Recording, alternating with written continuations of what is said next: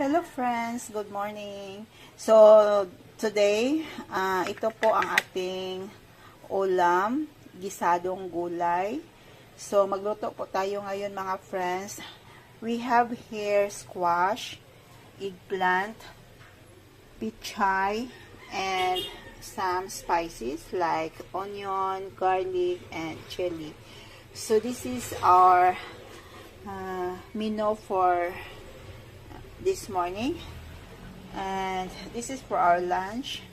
So this is very simple ways of gisadong gulay. So I don't want to add some meat because I want to eat gisadong gulay na walang halo na karni.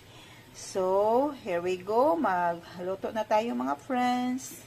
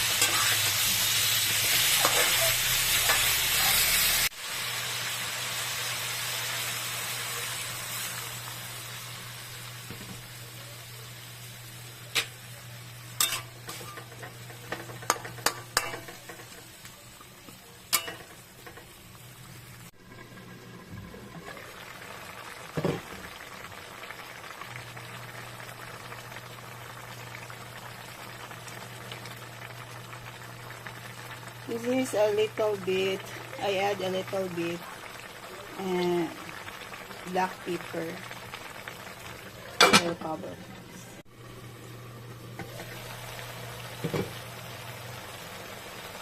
So, i-add na natin ang talong.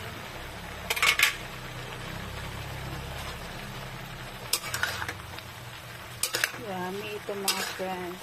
Dapat palambutin ng maigi ang yung kalabasa. Yung squash natin.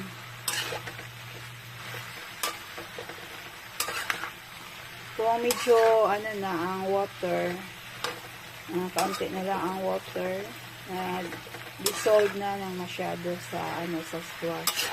Ilagay na natin ang talong. Okay. Tapan muna natin. Lagyan natin ng kaunting pampalasa. Kaunti lang.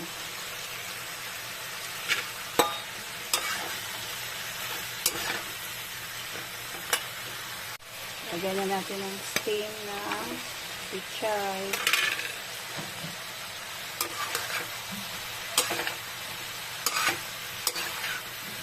Halo lang mga friends. Ang bango ng mga friends. Masarap. Masarap ito mga friends. Kasi malambot ang squash.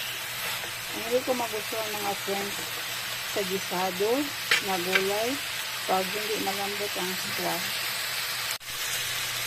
Lagyan din natin ng kaunting liquid na pampalasa.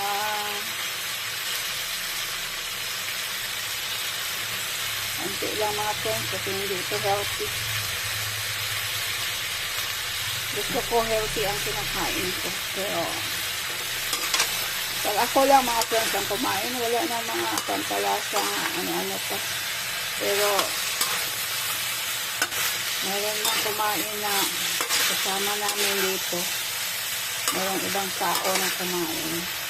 Sa niluluto ko ngayon, silagyan natin ng pampalasa. Okay? So, cover it. Okay. Lagyan na natin ang mga dahon. Dahon ng pichay. Dami. Okay, halo-halo.